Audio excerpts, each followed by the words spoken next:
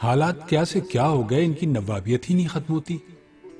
یہ وہ تانا تھا جو اکثر ابا یا کوئی بھی رشتے دار ہم سبھی کو دے دیا کرتا۔ میری امی کے رہن سہن میں اب بھی وہی انداز تھا۔ ہم سب کی تربیت بھی بہت تہذیب زدہ ماحول میں ہوئی۔ اٹھنا بیٹھنا، بات کا سلیقہ، بڑے چھوٹے کی تمیز، سبھی ایسے ہی ہوتی جیسے ہم کوئی پبلک ڈیمانسٹریشن کا شکار ہوں۔ کبھی کبھی تو بہت اداکاری سی لگتی، دل چاہتا سب روایات توڑ کر خوب ہلہ گلا کیا جائے، لیکن نہیں، وہی ہلکے مسکراؤ، دوپٹہ ٹھیک کرو، آنکھیں نیچی رکھو، کہاں تک بھائی؟ لیکن بہرحال ہم سب ان باتوں کے عادی اور تہذیب کے زیر اثر رہے۔ نوابیت شاید نہ تھی، لیکن کسی خوشحال گھرانے کے فرد کی طرح ہر عید تہوار پر مٹھائی اور پکوانوں کی ترسیل آج بھی گھر سے ہوتی ہے۔ آج میں پوچھی بیٹھی، کیا یہ سب کچھ ہمیشہ سے کر رہی ہیں آپ؟ ہاں ہاں، بلکہ اس سے بھی کہیں زیادہ ہوا کرتا تھا ہمارے گھروں میں، اماں کا جواب آتا۔ ہر محرم خواتین ایک ہی جگہ اکٹھا ہو کر سوگ کے 10 دن یعنی ایام عزا مناتی۔ گھروں میں اناج کی کوئی کمی نہ تھی، پہننے اوڑھنے میں سادگی تھی، سب ہنسی خوشی خوشحالی لگتے۔ اچھا، رمضان بھی؟ ہاں، رمضان بھی، لیکن ایک رمضان یادگار رہا۔ بہت اچھا گزرا ہوگا، میں پھر بولی۔ نہ، بلکہ وہ خوف و ہراس کا رمضان۔ امی کا جواب سن کے میں بولی، کیوں؟ پاکستان بننے کے ہنگامے جاری تھے۔ کبھی کبھی لگتا کہ اپنے پڑوسی بھی جن کے ساتھ اتنے برس گزارے ہیں دشمن ہو چکے ہیں، کوئی سیدھے منہ بات نہیں کرتا۔ لیکن کیوں اماں، ایسا کیا کیا آپ لوگوں نے؟ میں بولی، کرنا کیا تھا، ہم تقسیم کے اعلان کے بعد ایک دم اجنبی بن گئے۔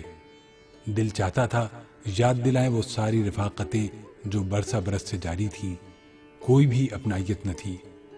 رات آتی تو ایک طرح کا خوف ہوتا۔ ہم 6 بہنیں تھیں، ہر عمر کی۔ بڑی آپا کی عمر 16 سال تو آخری بہن 5 سال کی، بھائی بھی چھوٹے تھے۔ ابا حکومت کے کسی ادارے میں ملازم تھے۔ ہم سب کو یکا یک جانے کا حکم دیا گیا کہ جس حال میں ہو قیمتی سامان سمیٹو اور پاکستان نکل جاؤ۔ ہیں؟ ایسے کیسے؟ کیا خطرہ تھا؟ میں نے پھر پوچھا۔ جان کا، عزت کے لوٹے جانے کا خطرہ تھا بی بی۔ کن سے؟ پڑوسیوں سے جن کو آپ چاچا ماما کہتی تھی؟ نہیں، اور ہاں شاید اندیکھا خوف، امی بولی، اور کئی گھروں میں تو یہاں تک سنا کہ خواتین نے کنووں میں کود کر خودکشی تک کی۔ ہیں؟ کیا واقعی؟ ہاں، ہم پہ یہ نوبت نہ آئے اس لیے جلد سامان باندھ کے تیار ہو رہے تھے۔ جانے کس کی گاڑی تھی، ابا کے کوئی قریبی دوست تھے۔ اماں، کس سے خطرہ تھا آپ کو؟ وہ یقیناً ایک ایسا موقع پرستوں کا گروہ تھا جو نہ ہندو تھا نہ مسلمان تھا، صرف لوٹ کے سامان پہ پروردہ عناصر، جن کو جو ہاتھ آئے لوٹ لیتے تھے، یہاں تک کہ عورتوں کو بھی اذیت کا سامنا تھا۔ ہم سب 3 دن جانے کس مشکل سے اس سفر کے بعد کراچی پہنچے تھے۔ گھر بھی جو ملا اس میں 3 خاندان پہلے سے موجود تھے، ایک کمرہ ایک خاندان کے لیے، اور ہم 10 افراد جن میں ابا شامل نہیں تھے۔ امی کا زیور ہر ضرورت پر معمولی قیمت پر بکتا چلا گیا۔ وہ ساری چیزیں جو بچپن سے ان کو پہنتے دیکھی اب ایک ایک کر کے رخصت ہو گئی تھی۔ ابا کے نہ ہونے کی وجہ سے ایسا لگتا تھا کہ ہم کچھ کرنے کے قابل ہی نہیں، لیکن ایسے میں آپا اور امی نے کلیم کے لیے ہر دفتر جانا شروع کیا۔ آپا کی عمر بھی کم تھی، پہلی دفعہ باہر نکلی تھی، نہ جانے کتنی بری نظروں کا سامنا کر کے وہ ایک گھر الاٹ کروانے میں کامیاب ہوئی۔ ابا کی مجبوری تھی کہ وہ اپنی ملازمت کی میعاد پوری کیے بغیر وہاں سے نہیں آ سکتے تھے۔ رات کو ہم سب زمین پر سوتے جو کہ نرم بستروں کے عادی تھے۔ کتنے دن صرف پیاز ٹماٹر کا شوربہ کھا کر گزارا کیا۔ عزت دار لوگ تھے، اپنی سفید پوشی کا بھرم رکھنا مشکل ہو گیا تھا۔ ساتھ رہنے والے لوگوں سے اکثر تکرار ہو جایا کرتی، لیکن سبھی حالات کا شکار تھے، صبر کے علاوہ کوئی چارہ نہ تھا۔ آخر ایک دوسرے کے مددگار بھی وہی تھے۔